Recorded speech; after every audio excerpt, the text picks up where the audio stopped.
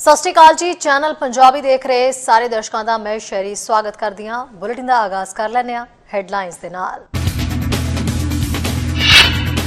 Vaccine ਪ੍ਰਕਿਰਿਆ ਪੂਰੀ ਕਰਨ ਵਾਲੇ ਹਵਾਈ ਯਾਤਰੀਆਂ ਦੇ ਲਈ ਕੋਵਿਡ ਪਾਬੰਦੀਆਂ ਦੇ ਵਿੱਚ ਢਿੱਲ ਮਿਲਣ ਦੇ ਅਸਾਰ। ਪੁਆਇੰਟ ਰਾਬਰਟਸ ਦੇ ਵਿੱਚ ਰਹਿਣ ਵਾਲੇ ਯਾਤਰੀਆਂ ਨੂੰ ਕਰਨਾ ਪਵੇਗਾ ਥੋੜਾ ਇੰਤਜ਼ਾਰ। ਟੋਰਾਂਟੋ ਵਾਸੀਆਂ ਨੂੰ ਅਜੇ ਹੋਰ ਲੰਬੇ ਸਮੇਂ ਤੱਕ ਪਾਉਣੇ ਪੈਣਗੇ ਮਾਸਕ। ਸਿਟੀ ਨੇ ਬਾਈ ਲਾਅ 30 ਸਤੰਬਰ ਤੇ 1 ਅਕਤੂਬਰ ਤੱਕ ਵਧਾਏ। ਕੈਨੇਡਾ ਬਾਰਡਰ ਸਰਵਿਸਿਜ਼ ਏਜੰਸੀ ਦੇ ਮੈਂਬਰਾਂ ਦੀ ਹੜਤਾਲ ਤੇ ਜਾਣ ਦੇ ਲਈ ਜੂਨ ਤੱਕ ਹੋਵੇਗੀ ਵਾਰਨਿੰਗ। ਆਪਣੀਆਂ ਮੰਗਾਂ ਨੂੰ ਸਿਰੇ ਚੜਾਉਣ ਦੇ ਲਈ ਸਰਕਾਰੀ ਫਰਮਾਨ ਦਾ ਕਰ ਰਹੇ ਨੇ ਇੰਤਜ਼ਾਰ। ਖਬਰਾਂ ਵਿਸਥਾਰ ਦੇ ਨਾਲ ਅਹਿਮ ਖਬਰ ਤੋਂ ਸ਼ੁਰੂਆਤ ਕਰ ਲੈਂਦੇ ਹਾਂ। ਹਵਾਈ ਜਹਾਜ਼ ਰਾਹੀਂ ਕੈਨੇਡਾ ਦੇ ਵਿੱਚ ਜਿਹੜੇ ਲੋਕ ਆਉਣਗੇ ਉਹਨਾਂ ਨੂੰ ਕੋਵਿਡ ਪਾਬੰਦੀਆਂ ਤੋਂ ਨਿਜਾਤ ਮਿਲਣ ਦੇ ਆਸਾਰ ਨੇ। ਵੈਕਸੀਨ ਪ੍ਰਕਿਰਿਆ ਪੂਰੀ ਹੋਣੀ ਜ਼ਰੂਰੀ ਹੈ। ਪੁਆਇੰਟ ਰਾਬਰਟਸ ਵਾਲਿਆਂ ਨੂੰ ਅਜੇ ਥੋੜਾ ਇੰਤਜ਼ਾਰ ਕਰਨਾ ਪਵੇਗਾ। ਹਾਲਾਂਕਿ ਉਹ ਪਿਛਲੇ 15 ਮਹੀਨਿਆਂ ਤੋਂ ਬੰਦ ਵਰਗਾ ਮਹਿਸੂਸ ਕਰ ਰਹੇ ਨੇ। ਉਧਰ ਟੂਰਿਜ਼ਮ ਇੰਡਸਟਰੀ ਇੰਤਜ਼ਾਰ ਕਰ ਰਹੀ ਹੈ। ਕੋਵਿਡ ਕਰਕੇ ਜਿਹੜੇ ਕਾਰੋਬਾਰ ਘਟ ਚੁੱਕੇ ਨੇ ਉਹਨਾਂ ਦੇ ਸੁਖਾਲਾ ਹੋਣ ਦਾ। ਰਿਪੋਰਟ ਤੇ ਇੱਕ ਨਜ਼ਰ ਪਾ ਲੈਂਦੇ ਹਾਂ। ਕੈਨੇਡਾ ਸੰਯੁਕਤ ਰਾਜ ਦੀ ਸਰਹੱਦ ਇਸ ਗਰਮੀਆਂ ਦੇ ਵਿੱਚ ਦੁਬਾਰਾ ਖੁੱਲ ਸਕਦੀ ਹੈ। BC ਪ੍ਰੀਮੀਅਰ ਨੇ ਇਸ਼ਾਰਾ ਤੈਅ ਕਰ ਦਿੱਤਾ ਹੈ। ਸੰਘੀ ਸਰਕਾਰ ਕੁਝ ਕੋਵਿਡ-19 ਸਰਹੱਦੀ ਪਾਬੰਦੀਆਂ ਨੂੰ ਆਸਾਨ ਕਰਨ ਦੇ ਲਈ ਅੱਗੇ ਦੀ ਕਾਰਵਾਈ ਦਾ ਐਲਾਨ ਕਰ ਸਕਦੀ ਹੈ, ਪਰ ਅਧਿਕਾਰੀਆਂ ਦਾ ਕਹਿਣਾ ਹੈ ਕਿ ਪ੍ਰੋਵਿੰਸ ਨੂੰ ਅਜੇ ਵੀ ਬਹੁਤ ਕੁਝ ਕਰਨ ਦੀ ਲੋੜ ਹੈ, ਇਸ ਤੋਂ ਪਹਿਲਾਂ ਕਿ BC ਵਾਸੀ ਆਪਣੇ ਬੈਗ ਪੈਕ ਕਰਨ ਦਾ ਸੋਚਣ। ਪ੍ਰੀਮੀਅਰ ਜੌਨ ਹੌਰਗਨ ਦਾ ਕਹਿਣਾ ਹੈ ਕਿ ਉਹ ਸਰਹੱਦੀ ਪਾਬੰਦੀਆਂ ਨੂੰ ਘੱਟ ਕਰਨ ਬਾਰੇ ਸੰਘੀ ਸਰਕਾਰ ਦੇ ਨਾਲ ਬਕਾਇਦਾ ਵਿਚਾਰ ਵਟਾਂਦਰਾ ਕਰ ਰਹੇ ਨੇ ਤੇ ਉਹਨਾਂ ਨੇ ਭਰੋਸਾ ਜਤਾਇਆ ਹੈ ਕਿ BC ਸਹੀ ਰਸਤੇ ਤੇ ਹੈ। ਉਹਨਾਂ ਦਾ ਕਹਿਣਾ ਹੈ ਕਿ ਮੈਨੂੰ ਪਤਾ ਹੈ ਕਿ ਕੇਸਾਂ ਦੀ ਗਿਣਤੀ ਬਹੁਤ ਹੀ ਅਨੁਕੂਲ ਹੈ। ਹਸਪਤਾਲ ਦੇ ਵਿੱਚ ਦਾਖਲ ਹੋਣ ਵਾਲਿਆਂ ਦੀ ਗਿਣਤੀ ਘੱਟ ਹੈ। ਟੀਕਾਕਰਨ ਵੀ ਖਤਮ ਤਕਰੀਬਨ ਹੋਣ ਵਾਲੇ ਨੇ। ਪਰ ਇਹ ਜਾਣਨਾ ਮਹੱਤਵਪੂਰਨ ਹੈ ਕਿ ਦੇਸ਼ ਭਰ ਦੇ ਹਰ ਅਧਿਕਾਰ ਖੇਤਰ ਦਾ ਇਸ ਮਾਮਲੇ ਤੇ ਇੱਕੋ ਜਿਹਾ ਨਜ਼ਰੀਆ ਨਹੀਂ ਹੁੰਦਾ। ਦੂਜੇ ਖੇਤਰ ਸਤੰਬਰ ਤੱਕ ਇਸ ਨੂੰ ਖੋਲ੍ਹਣਾ ਨਹੀਂ ਚਾਹੁੰਦੇ। ਉਹਨਾਂ ਦਿਨਾਂ ਦੇ ਵਿੱਚ ਹੁਣ ਸਮਾਂ ਇਹ ਹੈ ਕਿ ਦੋ ਪੋਲ ਅਜਿਹੇ ਨੇ ਜਿੱਥੇ ਕਿਹੜੇ ਪਾਸੇ ਅਸੀਂ ਖੜੇ ਹੋਣਾ ਹੈ ਉਸ ਤੇ ਹੀ ਵਿਚਾਰ ਚੱਲ ਰਿਹਾ ਹੈ। ਉਹਨਾਂ ਇਸ਼ਾਰਾ ਕੀਤਾ ਹੈ ਕਿ ਸਤੰਬਰ ਤੋਂ ਪਹਿਲਾਂ ਇਸ ਗਰਮੀਆਂ ਦੇ ਵਿੱਚ ਜ਼ਮੀਨੀ ਸਰਹੱਦ ਮੁੜ ਤੋਂ ਖੋਲ੍ਹ ਦਿੱਤੀ ਜਾਏਗੀ। ਇਹ ਵੀ ਦੱਸਿਆ ਹੈ ਕਿ ਫੈਡਰਲ ਸਰਕਾਰ ਸ਼ੁੱਕਰਵਾਰ ਨੂੰ ਕੈਨੇਡਾ ਸੰਯੁਕਤ ਰਾਜ ਦੇ ਕ੍ਰਾਸਿੰਗਾਂ ਤੇ ਪਾਬੰਦੀਆਂ ਨੂੰ ਸੌਖਾ ਕਰਨ ਦੇ ਉੱਤੇ ਐਲਾਨ ਕਰ ਸਕਦੀ ਹੈ। ਹਾਲਾਂਕਿ ਸੰਘੀ ਸਿਹਤ ਮੰਤਰੀ ਨੇ ਵੀਰਵਾਰ ਨੂੰ ਕਿਸੇ ਵੀ ਚੀਜ਼ ਦੀ ਪੁਸ਼ਟੀ ਨਹੀਂ ਕੀਤੀ ਹੈ, ਜਦੋਂ ਅਧਿਕਾਰੀਆਂ ਨੇ ਹਵਾਈ ਅੱਡੇ ਦੁਆਰਾ ਪੂਰੀ ਤਰ੍ਹਾਂ ਟੀਕੇ ਲਗਾਉਣ ਵਾਲੇ ਯਾਤਰੀਆਂ ਦੇ ਲਈ ਵੱਖਰੇ ਨਿਯਮਾਂ ਨੂੰ ਆਸਾਨ ਬਣਾਉਣ ਦੀਆਂ ਆਪਣੀਆਂ ਯੋਜਨਾਵਾਂ ਦਾ ਪਰਦਾ ਫਾਸ਼ ਕੀਤਾ ਹੈ। ਫਿਲਹਾਲ ਯਾਤਰਾ ਪਾਬੰਦੀਆਂ ਦੋਵੇਂ ਪਾਸੇ BC ਤੇ ਕੌਮਾਂਤਰੀ ਪੱਧਰ ਤੇ ਗੈਰ ਜ਼ਰੂਰੀ ਯਾਤਰੀਆਂ ਦੇ ਲਈ ਲੱਗੀਆਂ ਹੋਈਆਂ ਨੇ। ਸੂਬੇ ਦੀ ਦੁਬਾਰਾ ਖੁੱਲ੍ਹਣ ਦੀ ਯੋਜਨਾ ਦਾ ਅਗਲਾ ਪੜਾਅ ਸੂਬੇ ਯਾਨੀ ਪ੍ਰਾਂਤ ਦੇ ਅੰਦਰ ਅਸਲ ਯਾਤਰਾ ਦੇ ਲਈ ਸੈੱਟ ਕੀਤਾ ਗਿਆ ਹੈ, ਪਰ ਇਹ ਅਜੇ ਵੀ ਅਸਪਸ਼ਟ ਹੈ ਕਿ ਲੋਕ ਸਰਹੱਦ ਪਾਰ ਕਰਨ ਦੇ ਯੋਗ ਹੋ ਜਾਣਗੇ, ਜਿਵੇਂ ਕਿ ਮਹਾਮਾਰੀ ਦੇ ਪ੍ਰਭਾਵ ਤੋਂ ਪਹਿਲਾਂ ਬਹੁਤ ਸਾਰੇ ਨਿਯਮਤ ਤੌਰ ਦੇ ਉੱਤੇ ਅਜਿਹਾ ਕਰਦੇ ਸਨ। ਸਿਹਤ ਮੰਤਰੀ ਐਡੀਅਨ ਡਿਕਸ ਨੇ ਕਿਹਾ ਹੈ ਕਿ BC ਦੀ ਰੀਸਟਾਰਟ ਯੋਜਨਾ ਪਹਿਲੇ ਪੜਾਅ ਦੇ ਵਿੱਚ ਰਹਿੰਦੀ ਹੈ। ਸਭ ਤੋਂ ਪਹਿਲਾਂ ਸੂਬਾ ਦੂਜੇ ਸਟੈਪ ਦੇ ਵਿੱਚ 15 ਜੂਨ ਨੂੰ ਜਾਏਗਾ ਤੇ ਅਗਲਾ ਕਦਮ ਸਬੂਤਾਂ ਦੇ ਆਧਾਰ ਤੇ ਹੀ ਚੁੱਕਿਆ ਜਾਏਗਾ। ਐਡਰੀਅਨ ਨੇ ਕਿਹਾ ਹੈ ਕਿ ਉਹ ਸਰਹੱਦਾਂ ਦੇ ਛੇਤੀ ਖੁੱਲ੍ਹਣ ਤੇ ਸੁਰੱਖਿਆ ਨੂੰ ਪਹਿਲ ਦੇਣ ਦੀ ਉਮੀਦ ਕਰਦੇ ਨੇ, ਜੋ BC ਦੇ ਵਿੱਚ ਵੱਧ ਤੋਂ ਵੱਧ ਲੋਕਾਂ ਦਾ ਟੀਕਾਕਰਨ ਦੇ ਨਾਲ ਸ਼ੁਰੂ ਹੁੰਦਾ ਹੈ। ਡਿਕਸ ਨੇ ਕਿਹਾ ਹੈ ਕਿ ਉਹ ਫੈਡਰਲ ਸਰਕਾਰ ਤੋਂ ਉਮੀਦ ਕਰਦੇ ਨੇ ਕਿ ਉਹਨਾਂ ਦੇ ਨਿਯਮ ਲਾਗੂ ਨੇ, ਕਿਉਂਕਿ ਉਹ ਯਕੀਨੀ ਬਣਾਉਣ ਦੇ ਲਈ ਪਾਬੰਦੀਆਂ ਨੂੰ ਸੌਖਾ ਬਣਾਉਣ ਦਾ ਫੈਸਲਾ ਕਰਦੇ ਨੇ ਤਾਂ ਜੋ ਸਾਡਾ ਸੂਬਾ ਸੁਰੱਖਿਅਤ ਰਹੇ। ਡਿਕਸ ਨੇ ਕਿਹਾ ਹੈ ਕਿ ਇਸ ਗੱਲ ਤੇ ਵਿਚਾਰ ਕਰਨਾ ਮਹੱਤਵਪੂਰਨ ਹੈ ਕਿ ਬਾਰਡਰ ਖੁੱਲ੍ਹਣ ਦੇ ਨਾਲ ਹੀ ਮਾਮਲਿਆਂ ਦਾ ਮੁੜ ਜਨਮ ਹੋ ਸਕਦਾ ਹੈ। ਇਸ ਲਈ ਸਾਨੂੰ ਪਹਿਲਾਂ ਤੋਂ ਤਿਆਰੀ ਜਿਹੜੀ ਹੈ ਉਹ ਸਖਤੀ ਨਾਲ ਕਰਨੀ ਪਵੇਗੀ। ਇਸ ਦੌਰਾਨ ਪੁਆਇੰਟ ਰਾਬਰਟਸ ਦੇ ਵਿੱਚ ਰਹਿਣ ਵਾਲੇ ਲੋਕਾਂ ਦੇ ਲਈ ਢਿੱਲ ਯਾਨੀ ਪਾਬੰਦੀਆਂ ਦੀ ਉਮੀਦ ਜਿਹੜੀ ਹੈ ਉਹ ਇੱਕਾ ਦੁੱਕਾ ਹੀ ਲੱਗ ਰਹੀ ਹੈ। ਕੌਣ ਸਰਹੱਦ ਪਾਰ ਦੀ ਯਾਤਰਾ ਤੇ ਨਿਰਭਰ ਕਰਦੇ ਨੇ, ਇਸ ਨੂੰ ਦੇਖਦੇ ਹੋਏ ਅੰਤ ਤੱਕ ਸਰਹੱਦ ਪਾਰ ਕਰਨ ਦੇ ਵਾਪਸ ਆਉਣ ਦੇ ਯੋਗ ਵੀ ਜਿਹੜੇ ਹੋ ਜਾਣਗੇ ਉਹਨਾਂ ਲਈ ਹੀ ਐਲਾਨ ਜਿਹੜਾ ਹੋ ਸਕਦਾ ਹੈ। ਇਹ ਸ਼ਹਿਰ 1000 ਤੋਂ ਵੀ ਘੱਟ ਵਸਨੀਕਾਂ ਦਾ ਘਰ ਹੈ, ਜਿਨ੍ਹਾਂ ਦੇ ਵਿੱਚੋਂ 85% ਦੇ ਟੀਕੇ ਲਗਵਾਏ ਗਏ ਨੇ। ਜ਼ਿਆਦਾਤਰ ਇਸ ਦੇ ਵਿੱਚ ਰੀਅਲ ਏਸਟੇਟ ਕੈਨੇਡੀਅਨਾਂ ਦੇ ਨਾਲ ਹੀ ਜੁੜੇ ਹੋਏ ਨੇ। ਪੁਆਇੰਟ ਰਾਬਰਟਸ ਚੈਂਬਰ ਦੇ ਜਿਹੜੇ ਪ੍ਰਧਾਨ ਨੇ ਬ੍ਰਾਇਨ ਕੈਲਰ ਅੱਖਾਂ ਦੀ ਸਰਜਰੀ ਕਰਵਾਉਣ ਦੇ ਲਈ ਕਾਫੀ ਬੇਚੈਨ ਹੋ ਰਹੇ ਨੇ ਤੇ ਯਾਤਰਾ ਪਾਬੰਦੀਆਂ ਖੁੱਲ੍ਹਣ ਦਾ ਇੰਤਜ਼ਾਰ ਕਰ ਰਹੇ ਨੇ। ਹਾਲਾਂਕਿ ਉਹਨਾਂ ਨੇ ਇਹ ਜ਼ਰੂਰ ਕਹਿਤਾ ਹੈ ਕਿ ਮੈਂ ਹੁਣ 22 ਜੂਨ ਨੂੰ ਆਪਣੇ ਇਲਾਜ ਦੇ ਲਈ ਜਾ ਰਿਹਾ ਤੇ ਉਸ ਤੋਂ ਬਾਅਦ ਜਿਸ ਤਰ੍ਹਾਂ ਦੀ ਵੀ ਕਾਰਵਾਈ ਹੋਏਗੀ ਉਸ ਲਈ ਦੇਖਿਆ ਜਾਏਗਾ, ਪਰ ਜਾਣਾ ਜ਼ਰੂਰੀ ਹੈ। 2.5 ਘੰਟੇ ਦਾ ਆਪਰੇਸ਼ਨ ਹੈ, ਉਸ ਤੋਂ ਬਾਅਦ ਹੀ ਦੇਖਾਂਗੇ ਕਿ ਕਿਸ ਤਰੀਕੇ ਦੀ ਕਾਰਵਾਈ ਹੋ ਸਕਦੀ ਹੈ। ਸੋ ਉਹਨਾਂ ਬਾਕੀਆਂ ਨੂੰ ਵੀ ਇਹ ਤਾਕੀਦ ਕੀਤੀ ਕਿ ਹਦਾਇਤਾਂ ਦੀ ਪਾਲਣਾ ਜ਼ਰੂਰ ਕਰੋ, ਪਰ ਉਡਾਨ ਭਰਨ ਦੀ ਜਿਹੜੀ ਮਨਜ਼ੂਰੀ ਹੈ ਉਸ ਲਈ ਅਜੇ ਐਲਾਨ ਹੋਣਾ ਬਾਕੀ ਹੈ। ਇਸ ਤੋਂ ਇਲਾਵਾ ਲੈਂਡ ਜ਼ਰੀਏ ਲੰਘਣ ਵਾਲਿਆਂ ਦੀ ਯੋਜਨਾ ਕੀ ਹੈ, ਇਹ ਇੱਕ ਵੱਡਾ ਸਵਾਲ ਇਸ ਵੇਲੇ ਬਣਿਆ ਹੋਇਆ ਹੈ। ਕੁਝ ਵੇਰਵਿਆਂ ਨੂੰ ਸ਼ੁੱਕਰਵਾਰ ਨੂੰ ਸਪਸ਼ਟ ਕੀਤਾ ਜਾ ਸਕਦਾ ਹੈ। ਪੁਆਇੰਟ ਰਾਬਰਟ ਕ੍ਰਾਸਿੰਗ ਵਿਖੇ ਕੈਨੇਡਾ ਦੇ ਵਿੱਚ ਦਾਖਲ ਹੋਣ ਵਾਲਿਆਂ ਲਈ PCR ਟੈਸਟ ਇੱਕ ਮੁੱਦਾ ਹੋ ਸਕਦਾ ਹੈ ਕਿਉਂਕਿ ਉਹ ਉੱਥੇ ਮੌਜੂਦ ਨਹੀਂ ਨੇ। ਉਧਰ ਬੈਥ ਪੋਰਟਰ ਜੋ ਕਿ ਕੈਨੇਡਾ ਟੂਰਿਜ਼ਮ ਇੰਡਸਟਰੀ ਐਸੋਸੀਏਸ਼ਨ ਦੇ ਪ੍ਰਧਾਨ ਤੇ CEO ਵੀ ਨੇ, ਸਰਹੱਦਾਂ ਨੂੰ ਦੁਬਾਰਾ ਖੋਲ੍ਹਣ ਦੇ ਲਈ ਚੁੱਕੇ ਜਾ ਰਹੇ ਪਹਿਲੇ ਕਦਮਾਂ ਨੂੰ ਵੇਖ ਕੇ ਖੁਸ਼ ਨੇ। ਉਹਨਾਂ ਕਿਹਾ ਸਾਨੂੰ ਸਾਰੇ ਵਿਜ਼ਟਰਾਂ ਨੂੰ ਬਾਰਡਰ ਦੇ ਪਾਰ ਜਾਣ ਦੇ ਯੋਗ ਬਣਾਉਣ ਦੀ ਯੋਜਨਾ ਦੀ ਲੋੜ ਹੈ ਤੇ ਸਾਨੂੰ ਆਉਣ ਵਾਲੇ ਦਿਨਾਂ ਦੇ ਵਿੱਚ ਸਰਕਾਰ ਤੋਂ ਇਸ ਬਾਰੇ ਸੁਣਨ ਦੀ ਵੀ ਲੋੜ ਹੈ। ਪੋਰਟਰ ਦਾ ਕਹਿਣਾ ਹੈ ਕਿ ਉਹਨਾਂ ਨੂੰ ਉਮੀਦ ਹੈ ਕਿ ਗਰਮੀਆਂ ਆਉਣ ਦੇ ਯੋਗ ਹੋ ਸਕਦੀਆਂ ਨੇ ਕਿਉਂਕਿ ਵਧੇਰੇ ਕੈਨੇਡੀਅਨਾਂ ਦੇ ਟੀਕਾਕਰਨ ਜਿਹੜਾ ਹੈ ਉਹ ਕੀਤੇ ਜਾ ਰਹੇ ਨੇ ਤੇ ਕੇਸਾਂ ਦੀ ਗਿਣਤੀ ਵੀ ਘੱਟ ਹੋ ਰਹੀ ਹੈ। ਉਹਨਾਂ ਦਾ ਕਹਿਣਾ ਹੈ ਕਿ ਅਸੀਂ ਦੇਖ ਰਹੇ ਹਾਂ ਕਿ ਸਰਕਾਰ ਸਰਹੱਦ ਨੂੰ ਖੁੱਲ੍ਹਾ ਰੱਖਣ ਦੇ ਲਈ ਵਧੇਰੇ ਪ੍ਰੇਰਕ ਵੀ ਹੈ ਤੇ ਬਾਰ-ਬਾਰ ਜਾਣ ਵਾਲੇ ਲੋਕਾਂ ਨੂੰ ਫਿਰ ਤੋਂ ਜਾਂਦੇ ਦੇਖਣਾ ਚਾਹੁੰਦੀ ਹੈ। ਖਾਸ ਕਰਕੇ ਉਦਯੋਗ ਨੂੰ ਜਿਸ ਤਰ੍ਹਾਂ ਢਾਹ ਲੱਗੀ ਹੈ, ਇਸ ਗਰਮੀ ਕਿਸੇ ਹੋਰ ਬਦਲਾਅ ਨੂੰ ਦੇਖਣ ਦੀ ਲੋੜ ਹੈ। ਉਹਨਾਂ ਦਾ ਕਹਿਣਾ ਹੈ ਕਿ ਉਹ ਤੇ ਹੋਰ ਕਾਰੋਬਾਰੀ ਮਾਲਕ ਕੰਮ ਤੇ ਪਰਤਣ ਲਈ ਉਤਸ਼ਾਹਿਤ ਨੇ ਤੇ ਅਸੀਂ ਆਪਣੇ ਕਰਮਚਾਰੀਆਂ ਨੂੰ ਵੀ ਕੰਮ ਤੇ ਵਾਪਸ ਲਿਆਉਣਾ ਚਾਹੁੰਦੇ ਹਾਂ। ਨਿਊਜ਼ ਡੈਸਕ ਤੋਂ ਚੈਨਲ ਪੰਜਾਬੀ ਦੀ ਰਿਪੋਰਟ। उधर हज़ारां unionized Canada border services agency के वर्कर अगले हफ्ते हड़ताल दीआं वोटां की शुरुआत करने लई तैयार ने। संभावित तौर के उत्ते कैनेडा संयुक्त राज की धरती की सरहद के लिए मुड़ खोलण दीआं योजनावां शामिल करने लई सरहदी सेवावां के अधिकारियों की नुमाइंदगी करने वालियां यूनियनां अनलैंड इनफोर्समेंट ऑफिसर हैडकुआटर स्टाफ ते होरां दा कहना है कि 9000 तो वध कर्मचारी लगभग 3 सालों तो नवे इकरारनामे तो बिना ही ने। इस तरह यूनियन वर्कर पूरे देश दे विच महीने दौरान हड़तालों दीआं वोटां दा प्रबंध करनगे। Public service alliance of Canada के कौमी प्रधान का कहना है कि CBSA के कर्मचारी पहले दिन तो महामारी दीआं मुढ़लियां सहूलतां जिवें कि अपनियां सरहदां नूं सुरक्षित रखना, कोविड-19 लई यात्रियों के उत्ते नज़र रखना, वैक्सीन दीआं शिपमेंट ते नज़रसानी वो कर रहे हैं। उन्होंने कहना है कि साडे मैंबर कैनेडियंस दे लई कदम वधा रहे हैं पर हुण समा आ गया है कि सरकार भी उन्हां दे लई कदम अगे वधाए। PSAC का कहना है कि मजदूरों ते उन्हां दे मालक दरमियान गलबात के उत्ते मतभेद कारण दसंबर च ही गलबात टुट गई। CBSA के खजाना बोर्ड दे नाल गलबात साल 2018 तो ही चल रही है। कर्मचारी हुण चाहुंदे ने कि CBSA विखे टॉक्सिस वर्कप्लेस के उत्ते सभ्याचारक नूं हल करन दे लई स्टाफ वधिया सुरक्षा ते वधिया तनख्वाह चाहुंदे ने जो देश भर दे होर कानून लागू करन वाले अमले बराबर होवे। दोवें यूनियनां दा फिलहाल कहना है कि उन्हां ने जिहड़े प्रधानमंत्री, जनतक सुरक्षा मंत्री ते होरां दे नाल अपणियां चिंतावां ज़ाहिर करन दे लई मुलाकात भी कीती है ते किसी तरह दी रुकावट तो हुण बिना ओह गलबात नूं अगे तोरन दी अपील करदे ने। कदों खुलणगे बॉर्डर, किहड़े लोग होणगे कैनेडा आउण ते जाण दे लई योग, बॉर्डर सर्विसेज अधिकारी क्यों कर रहे ने हड़ताल, इन्हां सारे मुद्दों के उत्ते गलबात की MP रणदीप सराय दे नाल। सत श्री अकाल जी। यात्रा पाबंदियां दे विच कहंदे ढिल मिलन जा रही है। फैडरल सरकार दे वल्लों भी इस ते विचार वटांदरा कीता जा रहा है पर थोड़ी जी कन्फ्यूजन है कि किहड़ियां पाबंदियां दे विच ढिल मिलेगी ते किहड़े लोग इस लई योग होणगे। इस सारियां दे मन दे विच इस वेले सवाल उठ रहे ने। इन्हां सवालां दा जवाब देण दे लई साडे नाल रणदीप सराय जी जुड़े हुए ने। उन्हां तों क्लीयर करदे ने कि आखिरकार किहड़े इस लई योग ने। रणदीप जी, इस वेले लोकां दे विच एक हाहाकार जी मची हुई है, एक कन्फ्यूजन मची हुई है कि जे ट्रैवल पाबंदियां दे विच ढिल दित्ती जा रही है तां ओह किहनां नूं दित्ती जा रही है, क्योंकि इत्थे दो गल्लां ने। एक तां अमरीका ते कैनेडा US बॉर्डर खोलण दी गल कीती जा रही है, एक वो यात्री ने ते दूजे वो यात्री ने जिहड़े इंटरनेशनल लैवल दे उत्ते इंतजार कर रहे ने जिन्हां ने बाहरों आना कैनेडा दे विच। सो इस चीज़ नूं प्लीज़ क्लीयर करो। श्योर। सो दो चीज़ है, जिहड़े पहला हैगा वो हैगा कि जिहड़े कैनेडियन सिटीजन ਜਾਂ परमानेंट रेजिडेंट आ, ਇਹਨਾਂ ਵਾਸਤੇ ਜਿਨ੍ਹਾਂ ਦੇ 2 ਟੀਕੇ ਲੱਗੇ ਆ, ਫੁੱਲੀ ਵੈਕਸੀਨੇਟਡ ਹੋਏ ਆ, ਉਹਨਾਂ ਵਾਸਤੇ ਜਿਹੜੀ ਕੁਆਰੰਟੀਨ ਹੋਟਲ ਦੇ ਵਿੱਚ ਜਾ ਕੇ ਰਹਿਣਾ ਤਾਂ 14 ਦਿਨ ਬਾਅਦ ਚ ਆਪਣੇ ਘਰ ਉਹ ਲਿਫਟ ਕੀਤੀ ਜਾਊਗੀ। ਉਹਨਾਂ ਨੂੰ PCR ਟੈਸਟ ਤੁਰਨ ਤੋਂ ਪਹਿਲਾਂ ਵੀ ਕਰਨਾ ਪਊਗਾ, ਔਨ ਅਰਾਈਵਲ ਕਰਨਾ ਪਊਗਾ। ਤਾਂ ਜਿੰਨਾ ਚਿਰ ਉਹਦਾ ਰਿਜ਼ਲਟ ਨਹੀਂ ਆਉਂਦਾ ਉਹ ਆਪਣੇ ਘਰ ਦੇ ਵਿੱਚ ਆਪਣੀ ਆਪ ਦੀ ਰਿਹਾਇਸ਼ 'ਚ ਜਿੱਥੇ ਉਹ ਕੁਆਰੰਟੀਨ ਕਰਨਾ ਚਾਹੁੰਦੇ ਉੱਥੇ ਕੁਆਰੰਟੀਨ ਕਰਨਗੇ। ਉਹ ਯੂਜਲੀ 24 ਘੰਟੇ ਤੋਂ 48 ਘੰਟੇ ਤੱਕ ਤੁਹਾਨੂੰ ਰਿਜ਼ਲਟ ਆ ਜਾਂਦੇ। ਜੇ ਨੈਗੇਟਿਵ ਰਿਜ਼ਲਟ ਆਇਆ ਫਿਰ ਤੁਹਾਨੂੰ ਕੋਈ ਕੁਆਰੰਟੀਨ ਕਰਨ ਦੀ ਕੰਡੀਸ਼ਨ ਨਹੀਂ ਹੋਊਗੀ। ਇਹ ਪਹਿਲਾ ਫੇਜ਼ ਹੈ, ਇਹ ਇੰਟਰਨੈਸ਼ਨਲ ਵਾਸਤੇ ਹੈਗਾ। ਔਰ ਖਾਸ ਕਰਕੇ ਜਿਹੜੇ ਹਿੰਦੁਸਤਾਨ ਜਾਂ ਹੋਰ ਵੀ ਕਿਤੇ ਫਸੇ ਹੋਏ ਹੈਗੇ ਆ ਉਹ ਵੀ ਇਸ ਬੇਸਿਸ ਦੇ ਉੱਤੇ ਆ ਸਕਣਗੇ। ਸਿਰਫ ਕੈਨੇਡੀਅਨ ਐਂਡ ਪਰਮਨੈਂਟ ਰੈਜ਼ੀਡੈਂਟਸ।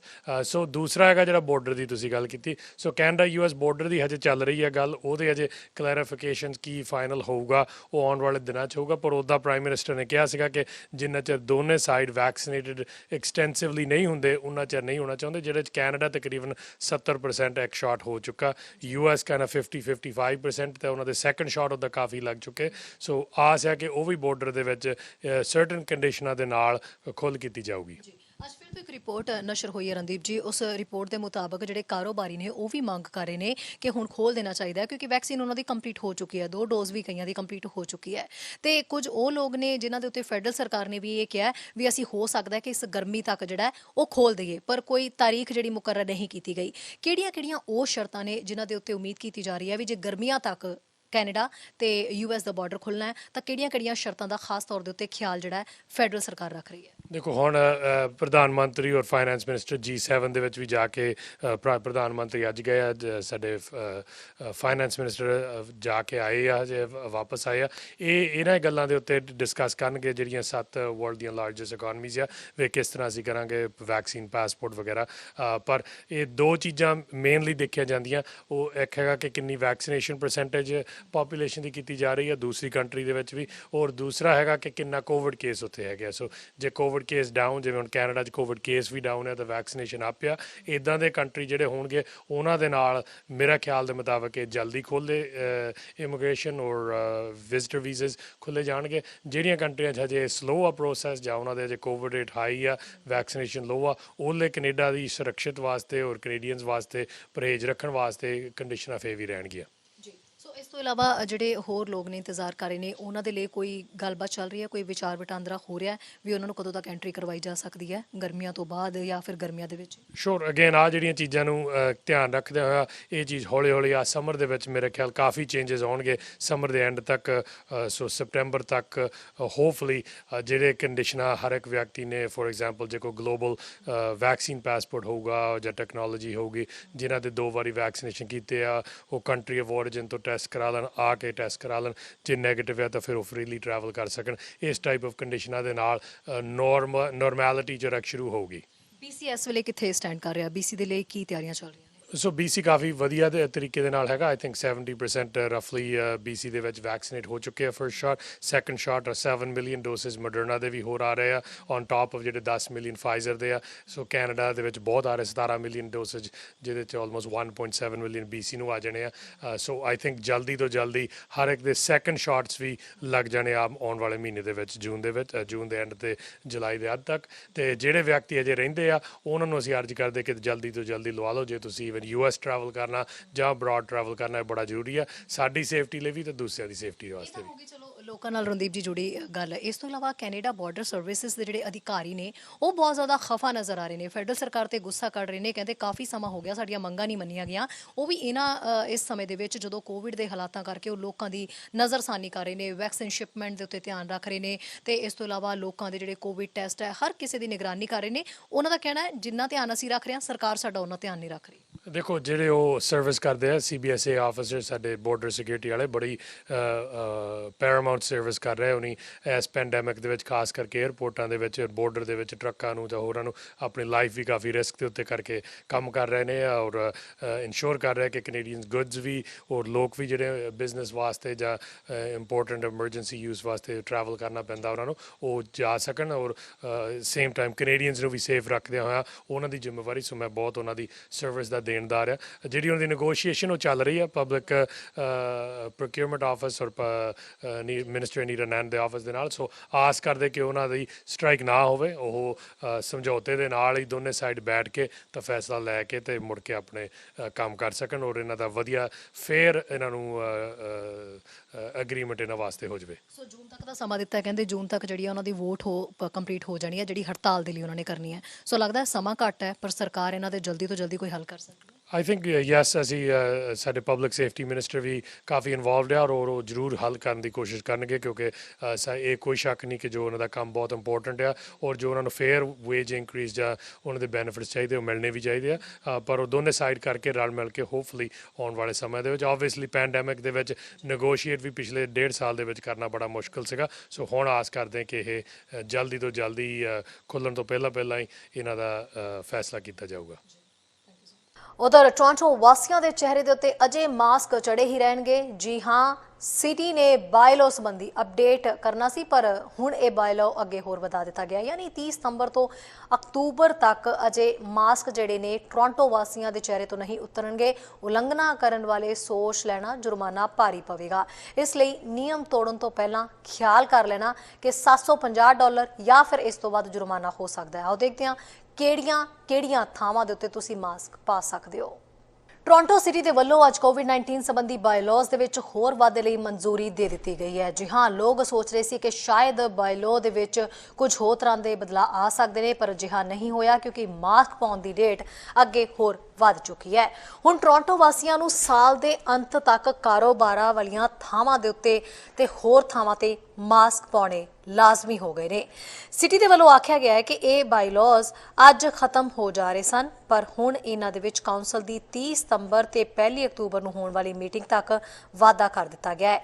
ਇਹ ਫੈਸਲਾ Toronto medical officer of health doctor Eileen de Villa ਦੇ ਵੱਲੋਂ ਵੀ ਸਿਫਾਰਿਸ਼ ਦੇ ਵਿੱਚ ਕੀਤਾ ਗਿਆ ਹੈ ਬੁੱਧਵਾਰ ਨੂੰ ਲਏ ਗਏ ਇਸ ਫੈਸਲੇ ਦਾ ਮਤਲਬ ਹੋਏਗਾ ਕਿ ਹੁਣ ਰੈਜ਼ੀਡੈਂਟ ਨੂੰ ਸਿਟੀ ਪਾਰਕਸ ਜਾਂ ਪਬਲਿਕ ਸਕੁਆਇਰਸ ਦੇ ਵਿੱਚ ਫਿਜ਼ੀਕਲ ਡਿਸਟੈਂਸਿੰਗ ਦੇ ਨਾਲ ਕਾਰੋਬਾਰੀ ਅਦਾਰਿਆਂ ਅਪਾਰਟਮੈਂਟਸ ਦੇ ਵਿੱਚ ਮਾਸਕ ਜਾਂ ਫੇਸ ਕਵਰਿੰਗ ਪਾਉਣੀ ਹੋਏਗੀ ਸਿਟੀ ਦੀਆਂ ਅਪਾਰਟਮੈਂਟਸ ਬਿਲਡਿੰਗਸ ਨੂੰ ਜਿਮ ਤੇ ਪੂਲ ਬੰਦ ਰੱਖਣੇ ਹੋਣਗੇ ਅਤੇ ਇਸ ਦੇ ਨਾਲ ਹੀ ਹੈਂਡ ਸੈਨੀਟਾਈਜ਼ਰ ਤੇ ਪਬਲਿਕ ਹੈਲਥ ਦੇ ਸਾਈਨ ਲਾ ਕੇ ਰੱਖਣੇ ਹੋਣਗੇ ਇਹਨਾਂ ਨਿਯਮਾਂ ਦੀ ਉਲੰਘਣਾ ਕਰਨ ਵਾਲੇ ਨੂੰ $750 ਜਾਂ ਇਸ ਤੋਂ ਵੀ ਵੱਧ ਦਾ ਜੁਰਮਾਨਾ ਹੋ ਸਕਦਾ ਹੈ ਖਾਣ ਪੀਣ ਵਾਲੀਆਂ ਥਾਵਾਂ ਉੱਤੇ ਵੀ ਕੋਵਿਡ-19 ਸਾਈਨ ਲਾ ਕੇ ਰੱਖਣੇ ਹੋਣਗੇ ਹਦਾਇਤਾਂ ਦੇ ਮੁਤਾਬਕ ਇਹਨਾਂ ਥਾਵਾਂ ਦੀ ਸਮਰੱਥਾ ਰੱਖਣੀ ਹੋਵੇਗੀ ਟੇਬਲਸ ਦੀ ਗਿਣਤੀ ਵੀ ਬਰਕਰਾਰ ਰੱਖਣੀ ਹੋਵੇਗੀ ਤੇ ਸਾਰੇ ਕਸਟਮਰਸ ਦਾ ਸਹੀ ਨੰਬਰ ਨਾਮ ਪਤਾ ਆਦਿ ਦਾ ਰਿਕਾਰਡ ਰੱਖਣਾ ਹੋਏਗਾ ਸਿਟੀ ਦੇ ਮੁਤਾਬਕ ਬਾਲਗ ਆਬਾਦੀ ਦੇ ਵਿੱਚੋਂ 72.3% ਨੂੰ ਕੋਵਿਡ-19 ਦਾ ਪਹਿਲਾ ਟੀਕਾ ਲੱਗ ਚੁੱਕਾ ਹੈ ਤੇ 10%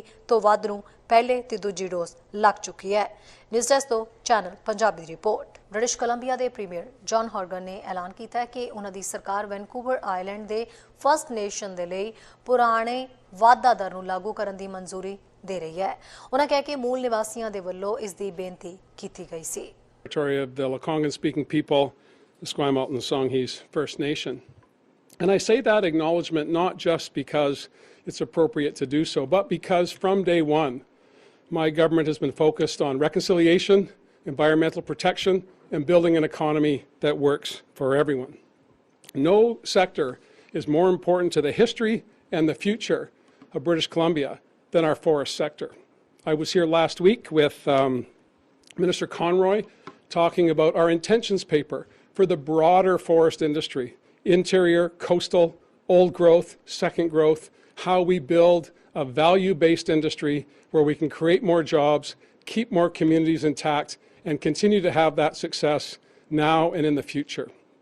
That does not change a past that has been focused on over many, many decades, decisions that have been made by successive governments on public lands to alienate those lands from the traditional title holders, Indigenous people, and also to not connect those trees, those forests, to the people that live in them. We're going to change that. We've made it abundantly clear since we were sworn in 2017, and the steps we've taken since September when we received the old growth report by Foresters Gourlay and Merkel, that we will implement all of the recommendations contained therein. But our forests are not just old growth, they're not just coastal, they're in every part of this great province. And managing those lands is the responsibility of government and title holders together.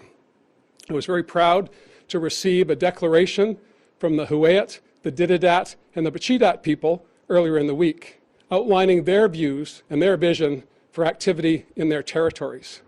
Today, Cabinet has approved a request by the Bachidat to defer old growth forestry in Fairy Creek, as well as the Central Walbridge. ਉਧਰ ਐਨਟੀਪੀ ਆਗੂ ਜਗਮੀਤ ਸਿੰਘ ਨੇ ਆਪਣੀ party caucus ਦੀ meeting ਤੋਂ ਬਾਅਦ press conference ਨੂੰ ਸੰਬੋਧਿਤ ਕੀਤਾ ਤੇ ਉਹਨਾਂ ਓਨਟਾਰੀਓ ਦੇ ਲੰਡਨ ਦੇ ਵਿੱਚ ਇੱਕ ਮੁਸਲਿਮ ਪਰਿਵਾਰ ਨੂੰ ਨਿਸ਼ਾਨਾ ਬਣਾਏ ਜਾਣ ਵਾਲੇ ਹਮਲੇ ਦੀ ਜਿਹੜੀ ਹੈ ਉਸ ਤੇ ਚਰਚਾ ਕੀਤੀ। ਨਾਲ ਹੀ ਉਹਨਾਂ ਨੇ ਮੂਲ ਨਿਵਾਸੀ 215 ਬੱਚਿਆਂ ਦੀ ਘਟਨਾ ਬਾਰੇ ਵੀ ਪ੍ਰਤੀਕਿਰਿਆ ਦਿੱਤੀ। ਉਹਨਾਂ ਕਿਹਾ ਕਿ ਕੈਨੇਡਾ ਦੇ ਵਿੱਚ ਅਜਿਹੀਆਂ ਘਟਨਾਵਾਂ ਹੋਣੀਆਂ ਮੰਦਭਾਗੀ ਗੱਲ ਹੈ। In Canada, we are still reeling from the horrible discovery of 215 Indigenous children in unmarked graves in Kamloops, and the painful reality of genocide of Indigenous people in Canada and the ongoing trauma that Indigenous communities face. We also are reeling from the horrific killing of a Muslim family, leaving one small child struggling for his life. And that attack was motivated by hate against Muslims. It was an act of terror that was designed by its very nature to instill fear and terror into the hearts of the Muslim community. And coming out of this, these very painful moments, these very painful tragedies, Canadians are demanding action. Indigenous communities are demanding that the Liberal government take real steps. Instead of just words, they want real steps. So we're asking this Liberal government to stop fighting Indigenous kids in court. The court date is fast approaching. These are kids that have been found to be discriminated by Canada, both willfully and recklessly. And despite that Canadian Human Rights Tribunal decision, this Liberal government and Justin Trudeau are fighting these kids in court, appealing that decision.